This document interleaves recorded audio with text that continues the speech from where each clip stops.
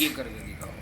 ये देखो स्प्लेंडर का सबसे सटीक तरीका, आसान गियर बक्सा स्प्लेंडर प्लस का बैठाने का तरीका।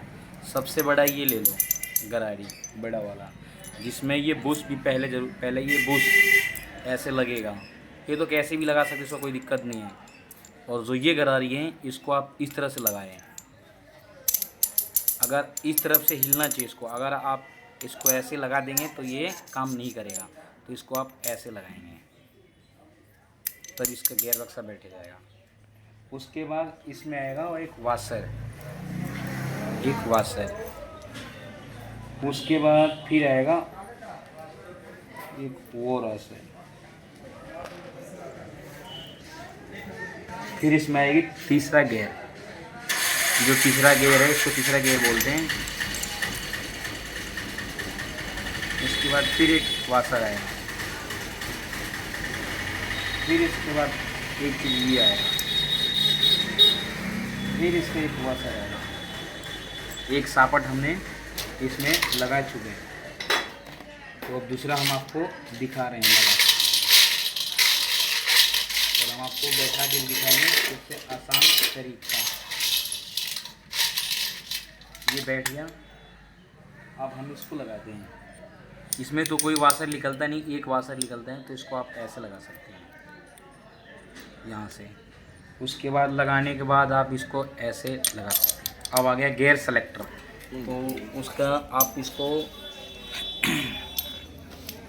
इसको आप ऐसे लगा देंगे। तो लगाने के बाद इसमें आएगा गियर सेलेक्टर। इसको बोलते हैं गियर सेलेक्टर, जिसमें ये सेलेक्टर बोलते हैं और ये केम गुल्ला बोलते हैं इसको। तो जिसमें इसका सेलेक्टर कहीं से भी कट नहीं रहा है, ये अभी फ़िलहाल सही है।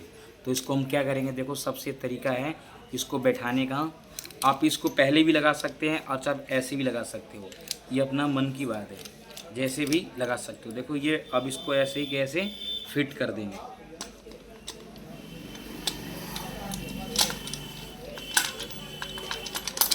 तो ये अपना गियर बक्सा देखो फिट हो गया। थोड़ा पास से दिखाओ इसको। देखो ये सही काम कर रहा है। अब इसको देखो गियर लगा के दिखाएंगे, जिसमें ये गरारी घूम रहे हैं। देखो ये पहला गियर लग गया, अभी दूसरा लग गया, तीसरा लग गया, चौथा लग गया। तो इसको आप ऐसे चेक कर सकते हैं। तो ये हमारा अच्छी तरह से फिट है। देखो ये जब गाड़ी गियर में रहेगी, गियर लग जाएगा, तो देखो ये ऐसे पकड़ने पे नहीं मानेगा, ये घूमने लगेगा। तो अब देखो हम इसको गियर लगाते हैं। देखो ये गियर लगा दिए। जब भी इसको देखो पकड़ रहे हैं तो ये छलक रहा है, मतलब स्लिप कर रहा है हाथ। देखो ये नाच रहा है। तो ये नाच रहा है तो समझ जाओ कि इसका गियर सही काम कर रहा है। तो उसके बाद आ जाएगा अपना किक सापट। किक सापट भी सही है, इसका कोई दिक्कत नहीं। इसका हम फुल काम करने जा रहे हैं इंजन का, जिसमें इसका क्रैंक भी का बेरिंग भी नया है, इसका असेंबली भी नया है। दोनों बेरिंग हम डलवाते हैं। ये नहीं कि एक छोड़ दिया और एक रहने दिया, नहीं, हम दोनों नया डलवाते हैं क्योंकि आवाज़ गाड़ी का सही रहता है। क्रैंक में आवाज़ जल्दी नहीं आता है। इसको हम बैठा देंगे।